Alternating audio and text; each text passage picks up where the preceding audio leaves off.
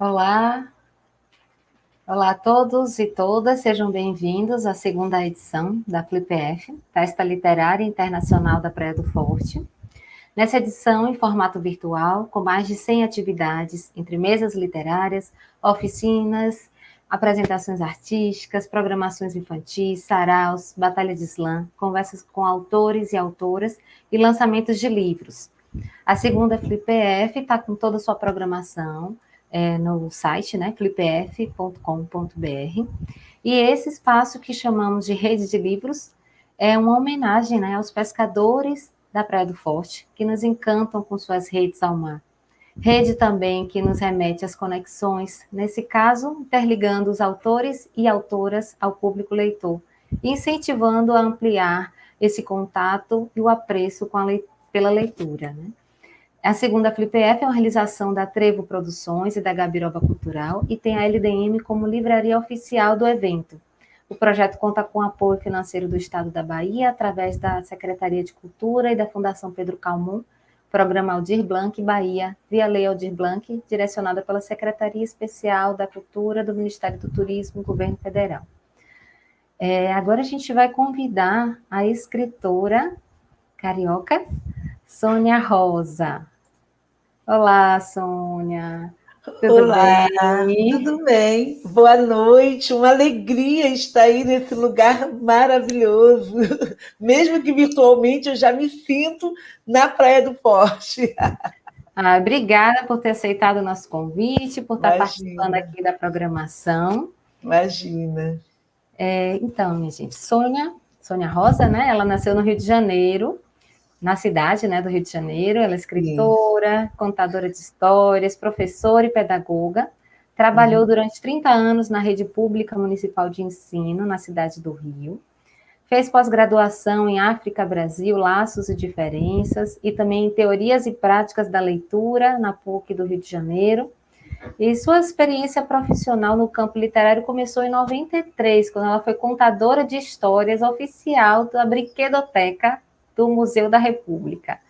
Né? Em 95, ela publicou seu primeiro livro, O Menino Nito, e desde então publicou cerca de 60 livros, dentre eles Zum Zum Zumbi, O Tabuleiro da Baiana, e agora o livro mais recente, Tambor de Crioula, né? Sônia, conta pra gente, como é que você entrou nesse universo literário? O que te fisgou? O que me fisgou foi a palavra falada, a palavra anunciada. Na verdade, o que me pegou foi ter uma mãe baiana, né? Do interior da Bahia, Itajuípe, né? E a minha mãe foi para o Rio muito jovem, e eu cresci dentro de uma casa que não tinha livros, mas tinha muitas histórias, né? Muitas histórias que a minha mãe contava e que ia povoando a minha cabeça, o meu imaginário, e eu fiquei muito apaixonada pela palavra. Minha mãe falava versinhos, rimas, trovinhas, adivinhações, e isso foi assim me fazendo cada vez mais apaixonada. Quando eu entrei na escola, eu transformei, né, essa paixão da palavra falada, ouvida, para a palavra registrada em livro, né?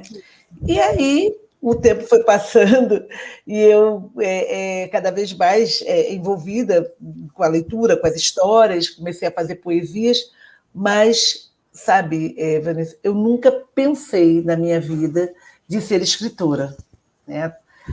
Na verdade, eu queria ser professora, me tornei professora, e contando história para os meus alunos, mas o ato de contar histórias, né, de compartilhar a história, entendendo que quem conta uma história abraça contar história, é mesmo um ato de amor, é a sua disponibilidade de dar ao outro, através da palavra, um enredo, uma história, uma imaginação, uma viagem.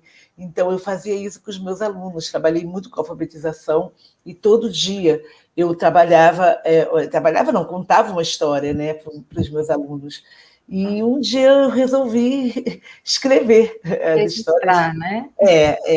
Não, inventar, porque até então eu contava pegando na biblioteca, pegando um livro, e eu comecei a inventar. E isso aconteceu em 88, quando eu comecei a inventar histórias para os meus alunos. E para publicar, aí já foi uma outra história. Sim, sim. Agora imagine, você não pensava em ser escritora, já publicou Não. quase 60 livros. Imagine se você quisesse, desde criança. São esses caminhos que a vida nos Sim, leva, assim, né? E que nos presenteia, né? sim, sim. E o que é que te encanta, assim, né, nesse universo de você estar escrevendo, os olhos das crianças, ouvindo suas histórias, o que é que mais assim, te toca? Olha, o que me toca é a criança topar viajar numa história, né? Ela mergulhar dentro da história, do enredo.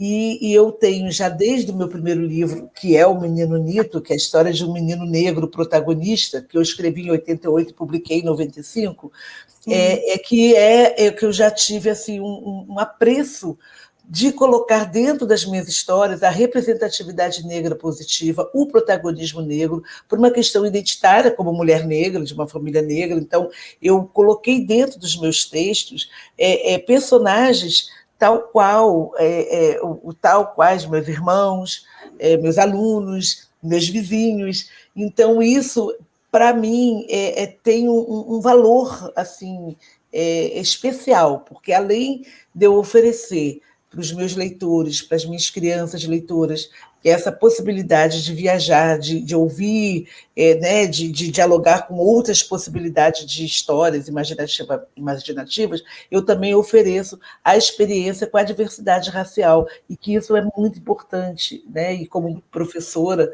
a gente tem uma lei, né, da 10.639, que é de 2003, então já tenho essa preocupação desde 95, muito antes da lei, de trazer para dentro da literatura dita infantil esses personagens com esse protagonismo, com história para contar, bem vestidos, com família, numa situação de felicidade e de respeito e dignidade, como tem que ser na vida, né? sim, sim. Você traz muitos aspectos também, insere, né, muitos aspectos da Sim, cultura afro-brasileira, né, sim. desde a gastronomia, a história também, né? Sim, sim, sim.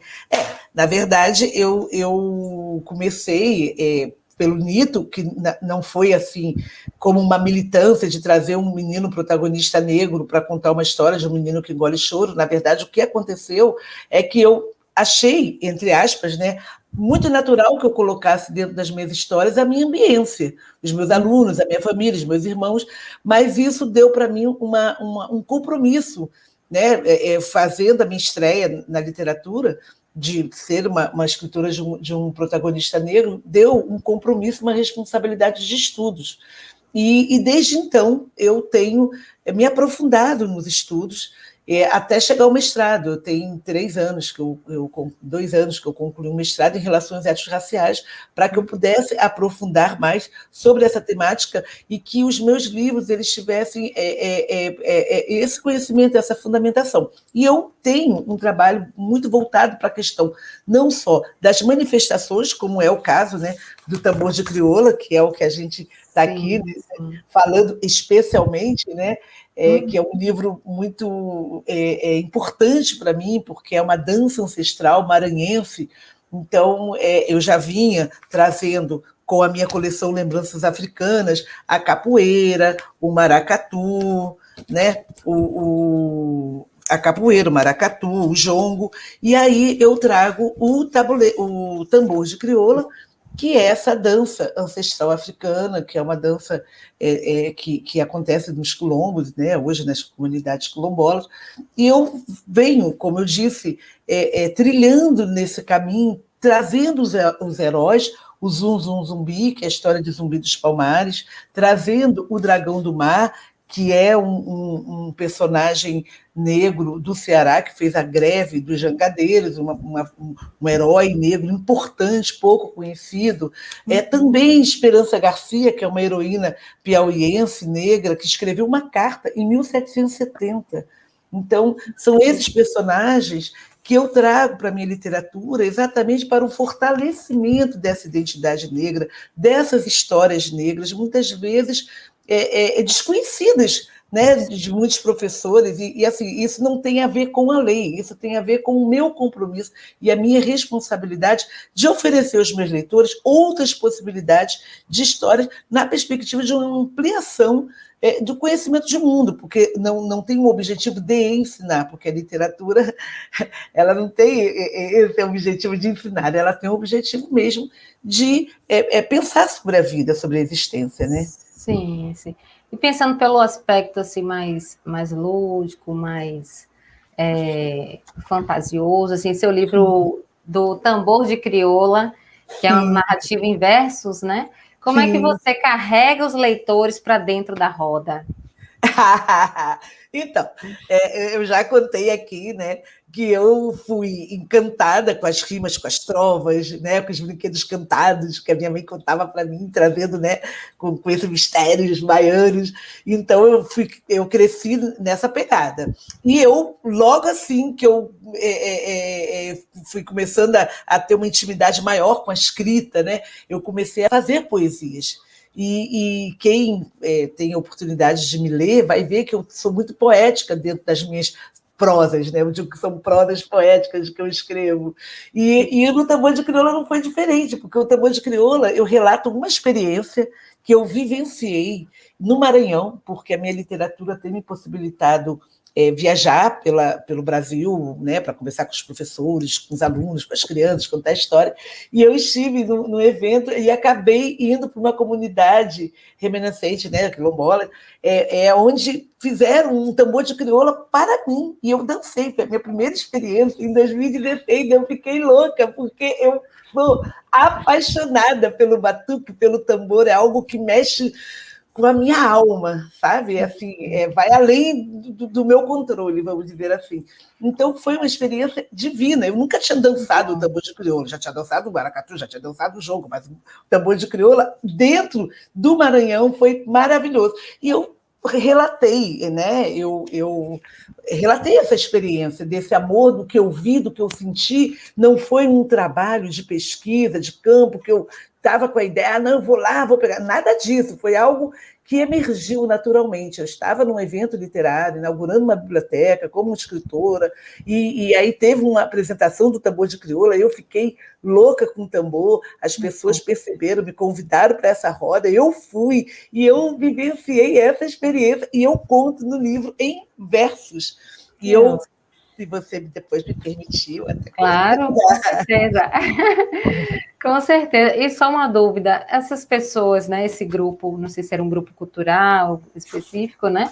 Ou se foi uma roda mais espontânea, mas eles tiveram contato, já receberam algum exemplar desse livro? Com certeza, porque Ai, que bom. este livro eu dedico ao Tambor de Crioula da comunidade quilombola Vila Fé em Deus, no município de Santa Rita, no Maranhão, lugar de muita força, fé, memória, amor e alegria. Que bom, que bom, que bom. Ah, então pronto, vamos fazer o seguinte. Você está falando dele agora, vou te pedir para você ler um trechinho desse livro, tá Tá certo? certo. Então, eu esqueci de falar uma coisa muito importante. Mariana Massarani, que é uma ilustradora, né, talentosíssima, aqui do Rio de Janeiro, ela caprichou muito, sabe, Vanessa, nas ilustrações. Então, ela deu essa alegria e esse movimento e essa poesia para o meu texto. Muito bonito mesmo. Então eu vou ler para vocês esse trechinho aqui. No meio da roda, o tempo gira para muito antes do agora, num tempo para lá do depois do antigamente, onde, nos quilombos, viviam os nossos queridos entes. A batida acelerada do tambor tem o ritmo do sagrado.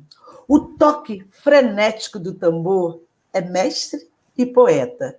Embala a saudade, toca o tempo, toca o vento, chama a alegria. Quem dança sabe, quem toca sente. Batam palmas com vontade, batam palmas, minha gente. Mestre, batam o tambor. Só um petiscozinho. Maravilha.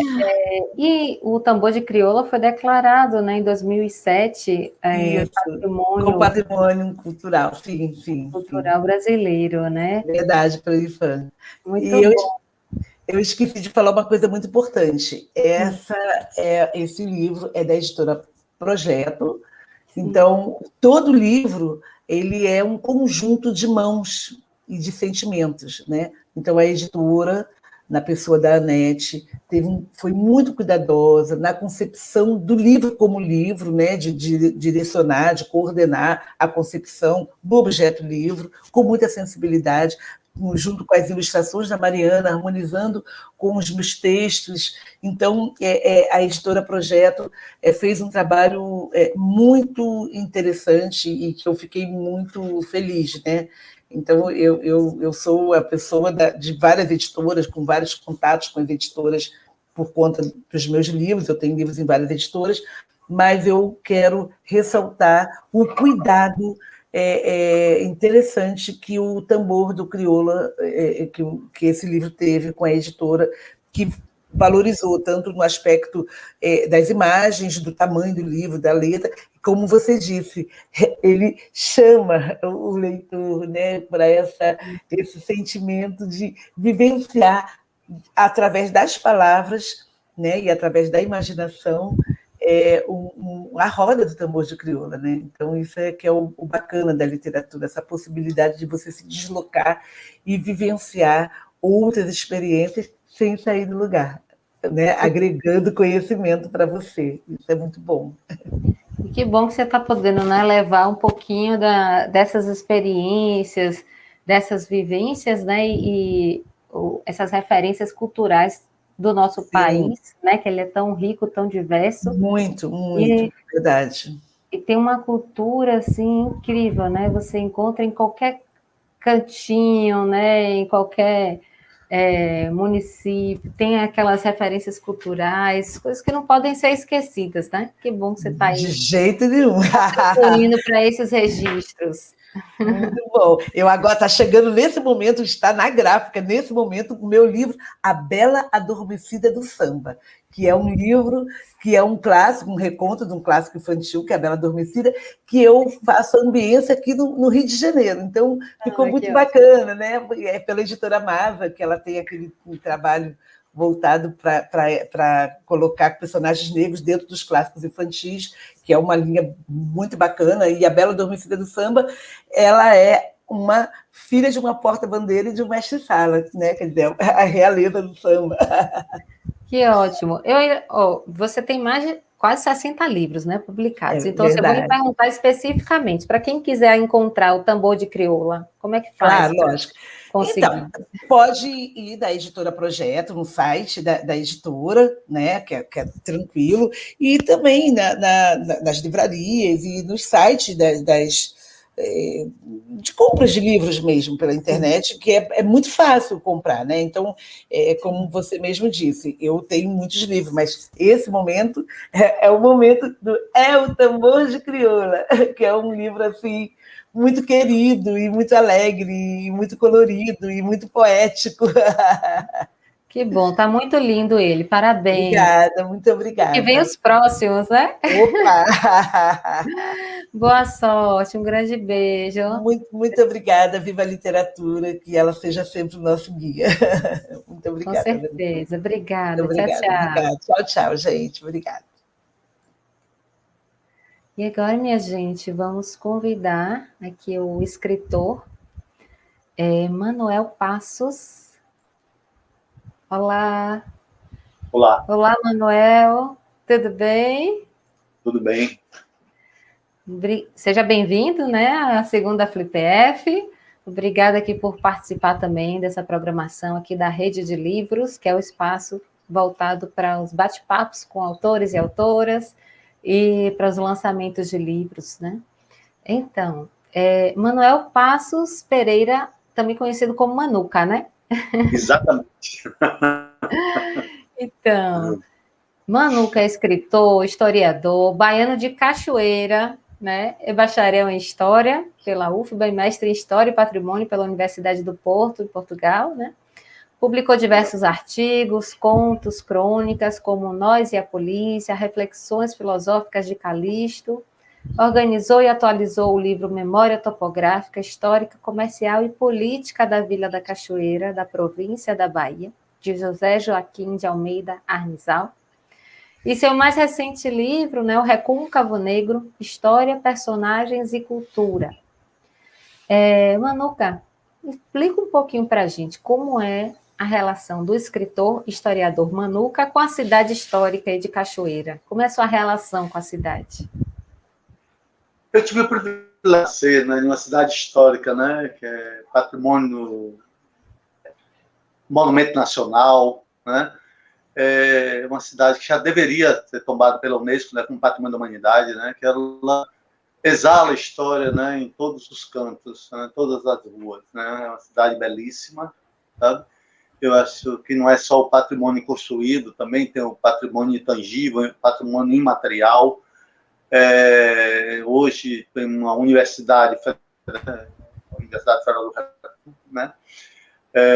Uma doutora honoris causa, a primeira pela Unidade da Recôncavo é Dalva Xodó, ela criou o samba de roda da Suerdique, quer dizer, é um patrimônio, né? Então, quando eu falo samba de roda, reza cantada, quer dizer, esse patrimônio, quer dizer, é riquíssimo, né? A culinária, então Cachoeira é muito rica. E eu acho que eu sou uma pessoa inquieta, sabe? Eu me considero um pesquisador. Então, eu fico buscando coisas, né? Quer dizer, produzindo Atlântico, né? Para estudar a Guerra da Independência, né, do Brasil, que culminou com 2 de julho. A minha dissertação vai ser publicada pela EDUFBA, possivelmente agora no meado de março. Quando eu elaborei a dissertação, eu coloquei o nome, me desculpe, vou pegar. Estava aqui pertinho. Ela aqui. Política e Cultura. Política e Cultura na Bahia, 1820 a 1823. Nas origens do Estado brasileiro. E agora vai sair com outro título, depois da gente ter reelaborado tal, vai ficar o processo da Guerra da Independência do Brasil no Recôncavo Baiano. Política, Guerra e Cultura, 1820 a 1823. Tá? E depois, quer dizer, com essa pandemia, eu tenho uma relação muito forte, né? Acho que o livro, para mim, é o maior transmissor de conhecimento que nós temos, né? Eu acho que a política do livro deve ser o barato possível, ele deve ser popular mesmo, né? Para a gente ter acesso, né? Acho que o livro a gente tem que espalhar, né? Tem que fazer ele circular. E aí, quer dizer, essa leitura também fui escrevendo artigos, né? Artigos, eu diria, com cunho acadêmico, artigos técnicos. Eu já passei pela ficção e também, quer dizer, não sabe o vínculo com a academia, né? Um livro mais acadêmico. E esse agora último que eu falei, O Recôncavo Negro, ele história, personagens e cultura. Ele foi contemplado, né, pela Lei Aldir Blanc, ele vai sair em todas as plataformas virtuais, né, ele não vai ser. E foi mais ou menos nesse período de pandemia que eu escrevi desses artigos. Então, quer dizer, já é fruto desse processo. Quer dizer, acho que a pandemia, para mim, foi também produtiva, né? Esse livro você reuniu, né? Com o ato da criação, né? Então, eu produzi, né, esse livro. Né? Então, eu acho que ele tem 6 artigos. Sim. É isso, você reuniu nesse livro Recôncavo Negro, né, suas pesquisas. Ficou mais baixo agora. Oi? Está me ouvindo? Estava bom o som, agora ficou mais baixo. E agora, está me ouvindo? Deixa eu ver se eu faço alguma coisa para poder te ouvir melhor.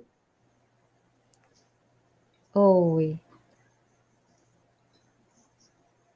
Só um instante. Tá me ouvindo agora, Manuca? Oi, oi, oi. Aqui. Pronto. Tá melhor? Olha, tá com volume todo, mas sua ligação, acho que é aí, caiu de vez, ficou baixo. Foi. Você tá me Você ouvindo? está me ouvindo? Tô. Bom, Tô então te vou ouvindo. tentar ver se eu estou te ouvindo bem baixo, mas vamos em Tá. frente. Você elaborou alguma pergunta? Não, então, nesse seu livro, Recôncavo Negro, você reúne suas pesquisas sobre as histórias e personagens da região açucareira e fumageira, né, do Recôncavo Baiano. Você pode falar um pouquinho dos fatos e os personagens que você descreve nesse livro?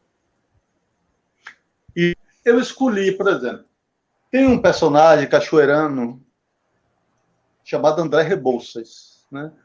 André Rebouças foi, talvez não, com certeza, um dos maiores abolicionistas, né, que nós tivemos. Ele era negro, né? Ele filho de Rebouças, que era o Maragogipano, né? Foi um dos maiores jurisconsultas tudo que teve no Brasil. O André Rebouças era amigo pessoal de Dom Pedro II.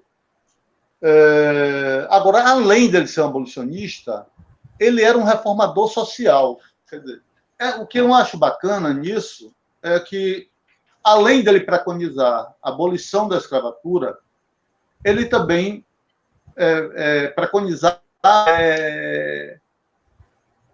a inserção do negro no processo produtivo. Ou seja, quando ele saísse em liberdade, ele teria a garantia de sua subsistência. Quer dizer, não houve esse projeto, né? Então, para sair disso, ele preconizava a reforma agrária, quer dizer, uma forma de, após a abolição da escravatura, para não deixar o negro ABC, né?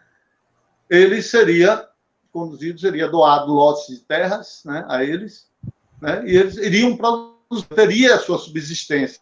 Então, é uma reforma social. Ele era um liberal, né, estudava os movimentos de terra do mundo inteiro, foi um grande intelectual, né? Muitas vezes ele viajava, né, representando o Império Brasileiro para contrair empréstimo, ele era um excelente captador de recursos também. Quer dizer, essa história eu me apaixonei, então eu pesquisei e tal, escrevi, quer dizer, seria um dos títulos, um dos artigos, né? Da Rebouças ao social. Quer dizer, esse aspecto que ele ficou mais conhecido como o abolicionista. Então seria bom a gente conhecer também esse outro lado, né, desse reformador social. Sim. Um outro... Oh. Não, então, você também fala, além, né, desses personagens importantes para a história, da história, né, do Brasil, de Cachoeira, da Sim. Bahia, né, e do Brasil, você também fala um pouco sobre os grupos culturais que existem atualmente, né, como a Irmandade de Nossa Senhora da Boa Morte, Sim.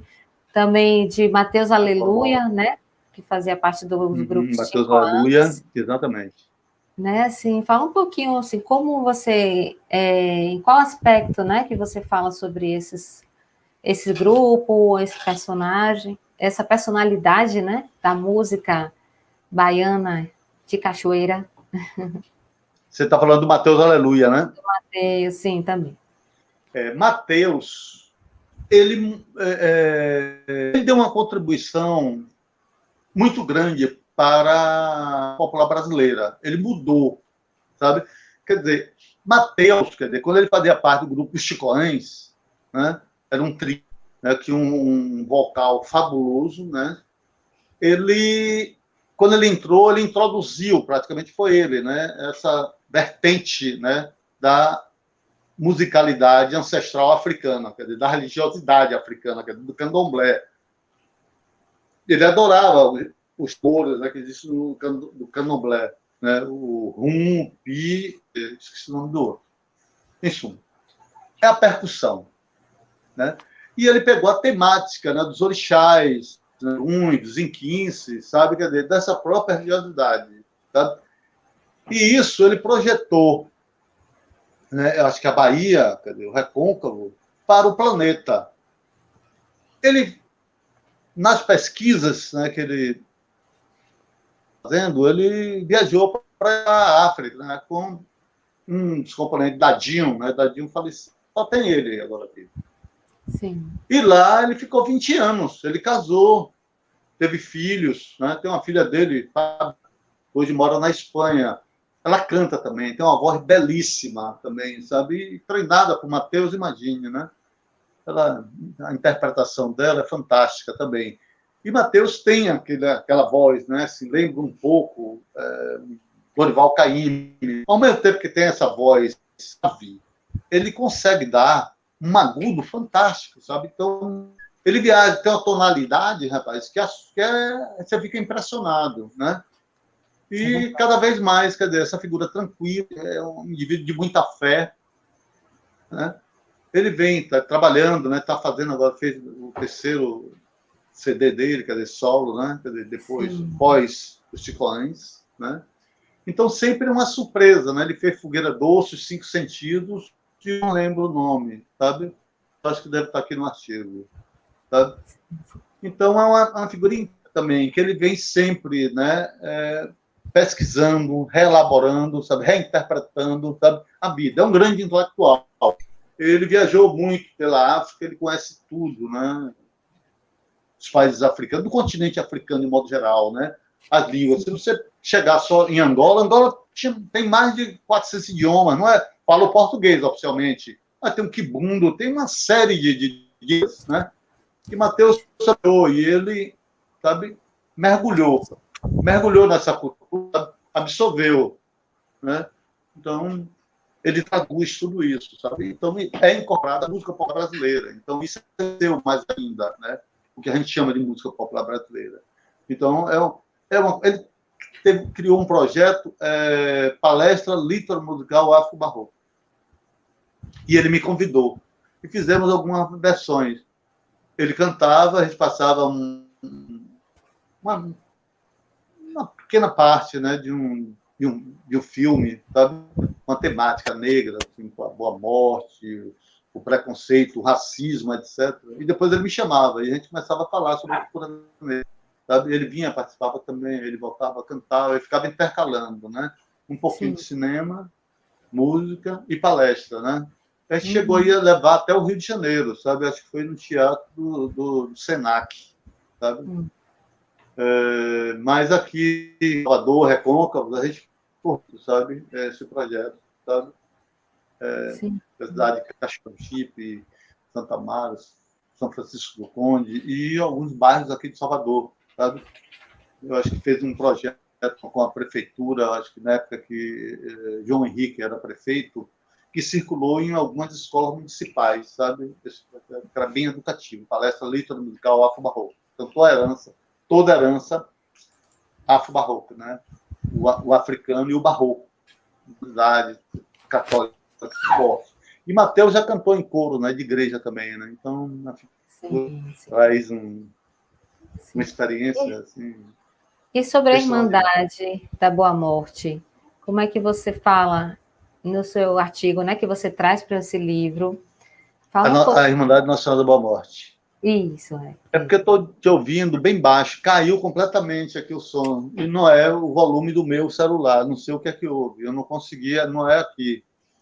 Mas tudo bem. É importante que você está me ouvindo, né? Estou. Pois é. Então, sobre a Boa Morte. Por eu ser natural de Cachoeira, desde quando eu fazia graduação em História aqui na UFBA, que me interessou. Eu comecei a trabalhar com história oral, aí eu passei a entrevistar algumas dessas componentes, sabe? Buscando, quer dizer, não existia muita documentação escrita, né? Fontes, quer dizer, eu tentei ver se descobria o termo de compromisso. O termo de compromisso seria uma espécie de de nascimento da Irmandade. Nunca encontrei. Então, até desconfio que seja uma ação de culto à boa morte, que se converteu depois numa Irmandade, que é considerada hoje uma Irmandade. E eu pegando, quer dizer, é uma instituição, uma confraria composta só de mulheres negras, quer dizer, mulheres que eram alforriadas, né?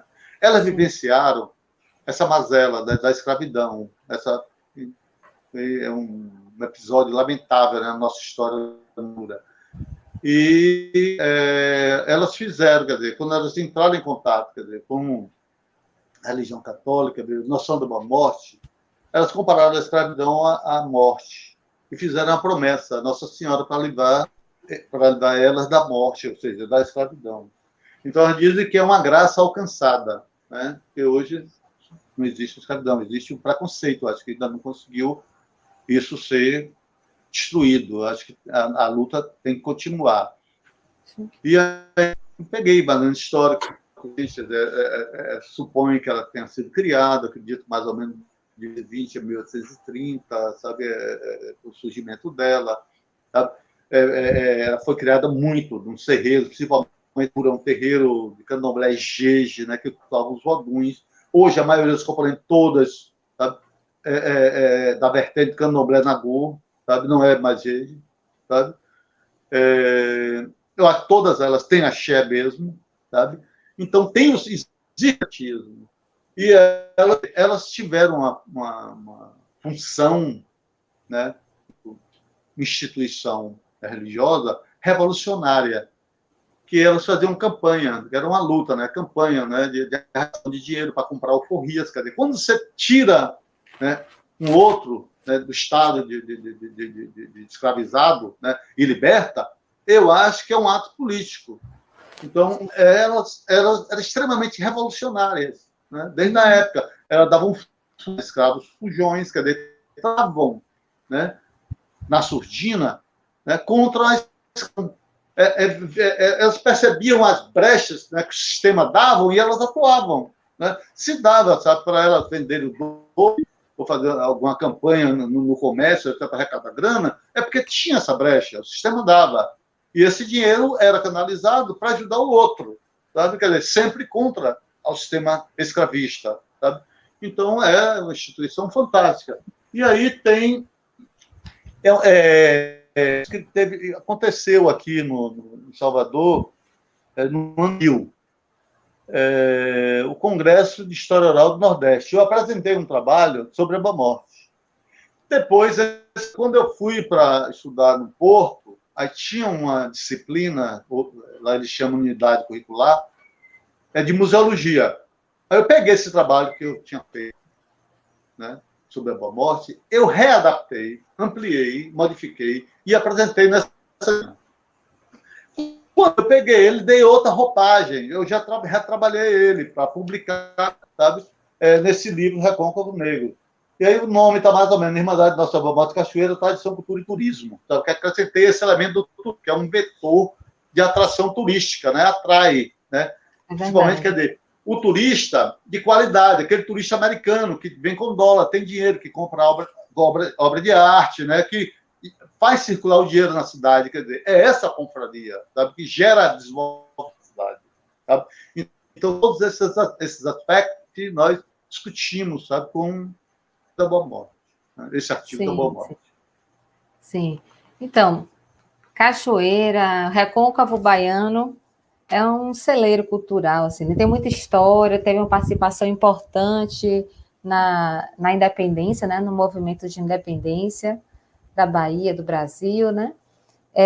Aí, assim, queria só que você lesse para a gente um trechinho desse livro, para a gente conhecer um pouquinho do seu trabalho, né? Você pode ler para a gente? Tá. Bom, quando você está falando cachoeira, essa coisa do movimento, etc., eu posso, sim. É fruto da minha dissertação. Cachoeira, território da libertação. Eu tenho que dizer o seguinte, que tinha essa guerra da independência, o Brasil, a condição, né, de colônia.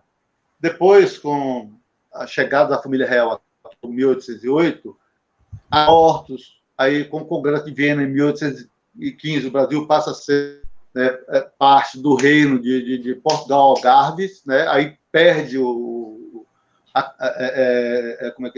conceito de ser colônia, né, fica Já é um desenho da libertação, né, da independência. E aí, quer dizer, com a Revolução do Porto, né, iniciada por 1820, a família real volta para Portugal. Dom João deixa o filho dele aqui, Dom Pedro de Alcântara, regência. E aí a Bahia tinha bastante portugueses, né? E o comércio era todo dominado por portugueses. E aí, quer dizer, as cortes era a forma de governo, quer dizer, era uma monarquia, mas quem dominava era o parlamento, né? Eles realmente que dominavam tudo. E as cortes ditavam as ordens, as cortes começaram a alimentar.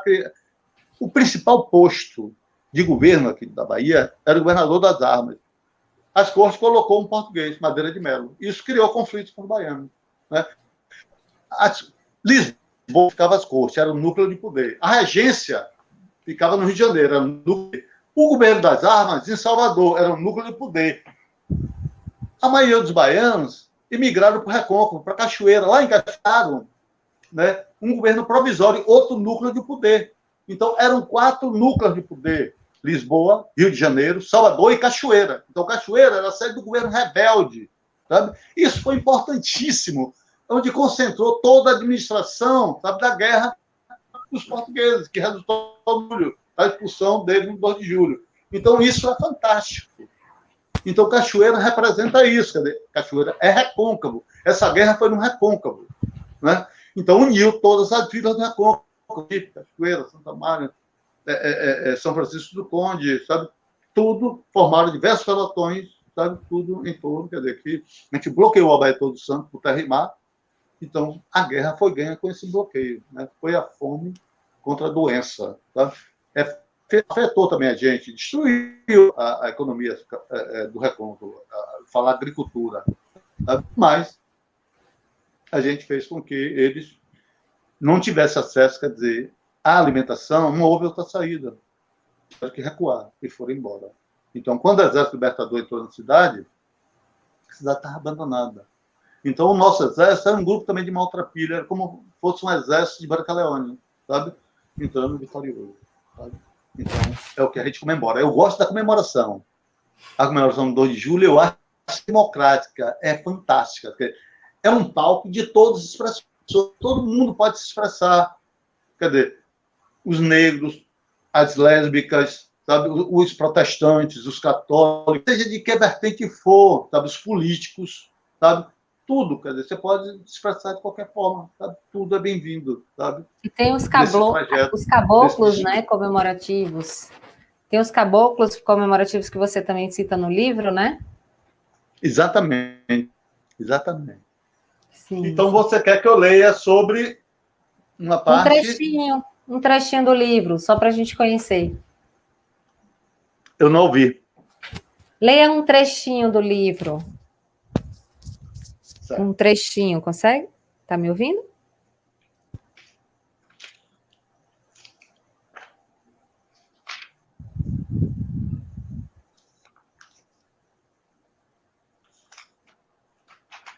Sobre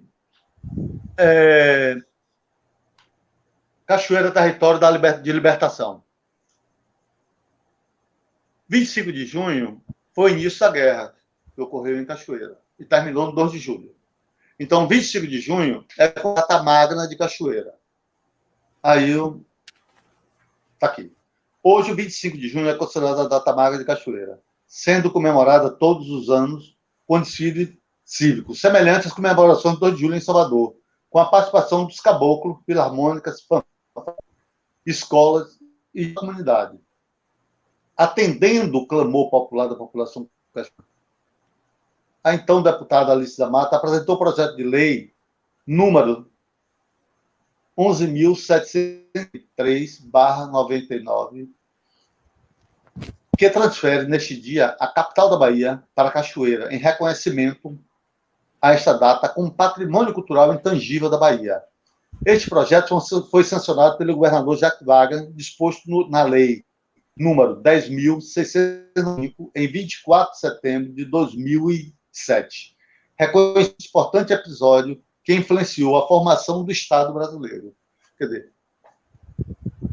o Brasil só se tornou doente por causa dessa guerra, né? Que resultou que, se As cortes estavam apostando, sabe, na divisão territorial do Brasil.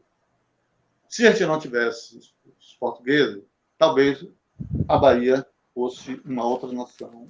O Brasil não teria essa divisão territorial que tem hoje. Então, o que garantiu essa unidade territorial foi justamente essa vitória do 2 de julho.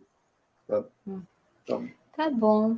E me fala uma coisa, Manuca, e as pessoas que tiverem interesse de encontrar o seu livro, como é que faz para adquirir? Esse livro, ele vai estar em todas as plataformas virtuais. Vai ser gratuito.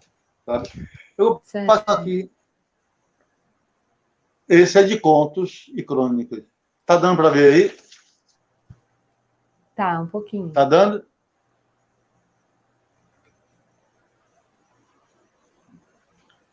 Mas eu acho que eu vou divulgar depois. Eu não sei, essa área de informática, eu não me sinto, sabe, competente para falar sobre ela.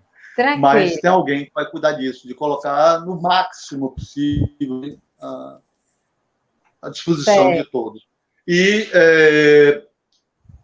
em março eu estou fazendo um lançamento, eu não sei ainda como vai ser, do livro pela EDUFBA, a editora da UFBA. Né? Esse, quer dizer, o processo da independência do Brasil no Recôncavo Baiano. Certo. Política, Guerra e Cultura, 1820 a 1823. Então, esse a gente vai encontrar um meio, um lugar. Ele vai ser impresso, né? E vamos ver como é que a gente vai fazer esse lançamento. Vai ser no próximo mês. Sabe? Então, agora, tem um artigo que eu fiz também sobre Pedro Silva. Ele escreveu muito sobre cachoeira. E tem um livro dele que está aqui. Está na Assembleia Legislativa para ser publicado. Cachoeira e seu município. Escoço físico, política, econômica do município. Eu corrigi em português arcaico e atualizei ele todo. Então, eu criei um glossário também para facilitar a leitura, sabe? Ele vai ser grande. Eu acredito que ele vai ter mais de 500 páginas. Mas vai ser fantástico para a gente entender também o Recôncavo todo, a importância da cachoeira aqui. Então, deve estar no prela aí também, né? Então, a gente vai, não sei quando é que vai ser lançado, mas breve a gente está lançando isso, tá? Tá bom. Obrigada, Manuca, pela sua participação aqui com a gente. Viu? Boa sorte aí nesses lançamentos. Viu? Um abraço. Valeu, um abraço também. Eu agradeço bastante. Tchau, tchau. Vamos em frente. Viva o livro, sempre. O livro. Obrigada, tchau. Um abraço. Tchau. Então, minha gente, a gente estava aqui aguardando a nossa próxima convidada, que é a Márcia Moura. Ela caiu, a internet dela acho que está oscilando, e estamos aqui aguardando um pouquinho para ver se ela retorna, para a gente conversar com ela. A Márcia Moura, que ela é uma autora indígena. Márcia, você está me escutando? Oi, oi. A Márcia estava aqui aguardando a gente, mas eu acho que ela caiu a internet. A gente vai tentar marcar com ela, então, num outro momento. Obrigada a todos e todas pela participação. Continue aqui com a gente. A programação da segunda FlipF está bem intensa e a gente está fazendo tudo com muito carinho, com essa intenção de estar espalhando esse gosto pelo livro, esse apreço, né, e difundindo conhecimento, divulgando nossos autores e autoras aqui do nosso Brasil e de outros países também. Vamos fazer, todo mundo, cada um sua parte, participar desse movimento de incentivo à leitura, viu? Um grande abraço para todos e até a próxima. Tchau, tchau.